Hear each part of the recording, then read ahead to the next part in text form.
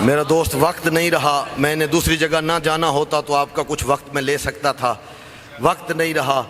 جتنا علی عظیم ہے نا، علی کی اولاد کی قربانیاں بھی اتنی ہی عظیم ہیں۔ اجرکم علی اللہ، اجرکم علی اللہ۔ وقت بہت تھوڑا ہے۔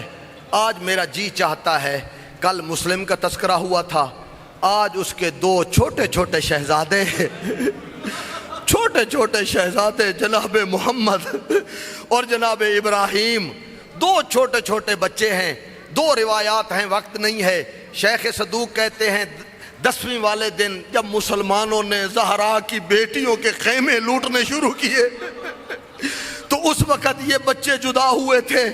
بعض علماء کہتے ہیں کہ نہیں، جناب مسلم کے ساتھ گئے تھے۔ عزادارو، یہ دونوں بچے کوفے کے زندان میں موجود ہیں۔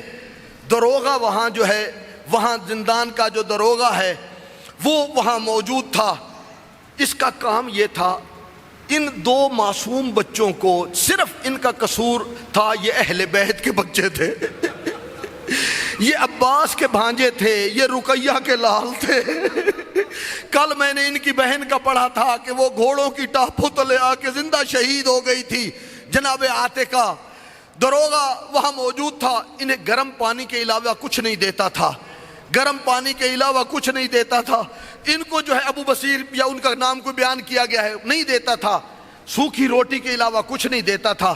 ایک دن ایسا ہوا، جناب محمد نے ماں کو بابا کو خواب میں دیکھا، جناب مسلم کو خواب میں دیکھا۔ مسلم کہنے لگے، محمد تم جلد میرے پاس آنے والے ہو۔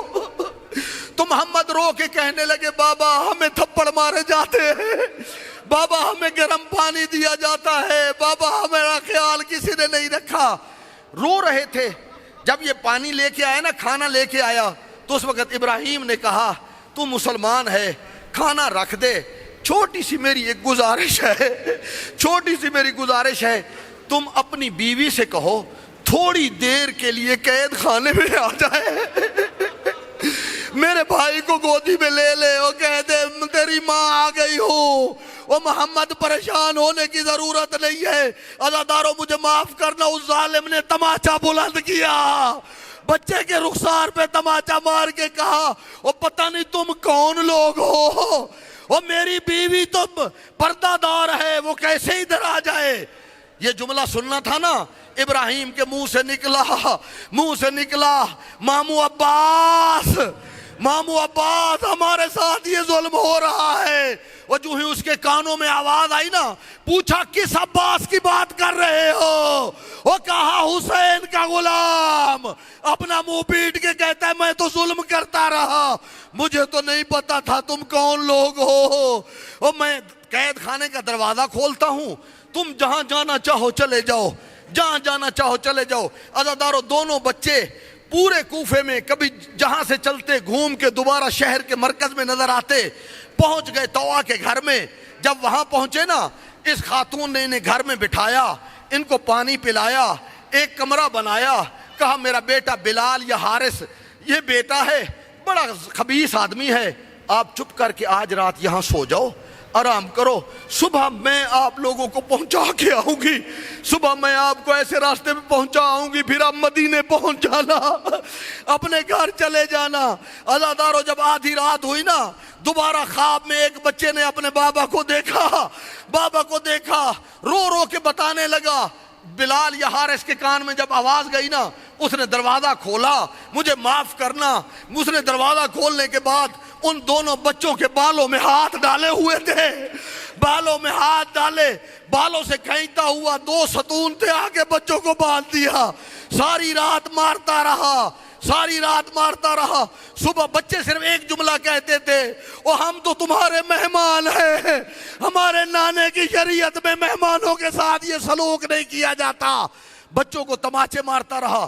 عزادارو، وقت نہیں ہے، صبح لے گیا ذبح کرنے کے لیے۔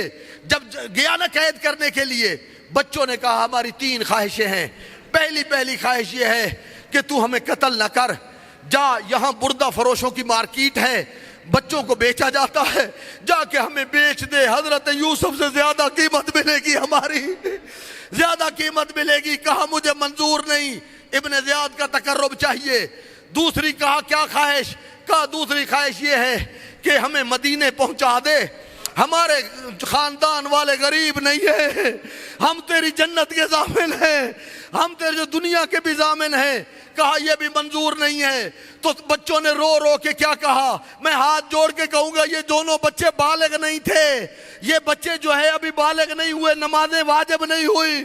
رو کے کہنے لگے ساری رات تو ستون سے باندھ کے مارتا رہا، وہ ہماری فجر کی نماز قضا ہو گئی، وہ ہمیں 2 رکعت نماز پڑھنے دو، 2 رکعت نماز پڑھنے دو۔ نماز مکمل ہوئی نا تو آواز، ایک بچے نے ہاتھ بلند کیے، یا احکم الحاکمین، اے اللہ کی ذات اس کے ساتھ وہی کرنا جو ہمارے ساتھ ظلم کر رہا ہے۔ عزاداروں دونوں بچوں کو ذبح کیا۔ روایات کہتی ہے جب بچوں کو ذبح کیا نا، بچے ایک دوسرے کی گردن پہ گردن رکھ لیتے۔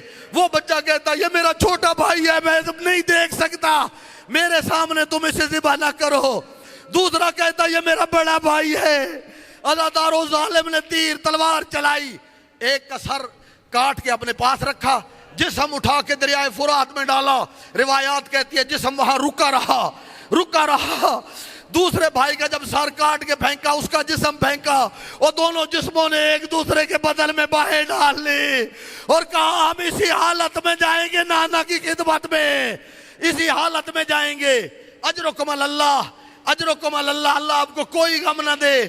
آج میں ہاتھ جوڑ کے کہوں گا او بے اولادو، آج مسلم کے بچوں کا واسطہ دو، یہ باب الحوائج ہیں، یقیناً اللہ اولاد دے گا۔ یہ لے کے آیا، دونوں بچوں کے بالوں میں ہاتھ ڈالے ہوئے ہیں، لے کے آیا ابن زیاد کے دربار میں۔ قبلہ یار شاہ صاحب جن کی کل میں بات سنا رہا تھا، قبلہ یار شاہ صاحب پڑھ رہے تھے کہ ابن زیاد جتنا بڑا ظالم تھا، جب اس نے دونوں بچوں کو دیکھا، منہ پہ تماچوں کے نشان ہیں، یہ سر بال مٹی سے بھرا ہوا ہے، اس ظالم نے ہاتھوں میں پکڑا ہوا ہے، 3 دفعہ اٹھا، 3 دفعہ بیٹھا، وہ کہنے لگا او بدبخت تیری اولاد نہیں ہے، وہ بدبخت تو صاحب اولاد نہیں ہے، وہ اتنے بچوں کو کوئی اس طرح مارتا ہے، وہ اتنے بچوں کے ساتھ کوئی اس طرح ظلم کرتا ہے، اتنے بچوں کے ساتھ کوئی اس طرح کا سلوک کرتا ہے۔ اجرکم اللہ۔ بس آخری روایت ابن زیاد نے اعلان کیا میرے دربار میں کوئی ہے جو ان بچوں کے سروں کو دھو کے لائے، وہ ایک بوڑھا سا مومن کھڑا ہوا، اپنی جھولی پھیلا دی، وہ کہا مسلم کے لالوں کے سر مجھے دے دو اور میں ان کو دھو کے لاتا ہوں۔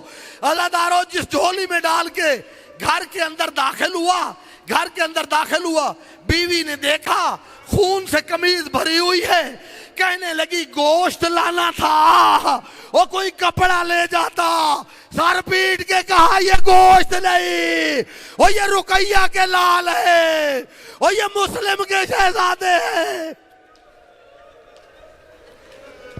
اللہ لعنت اللہ علی القوم الظالمین۔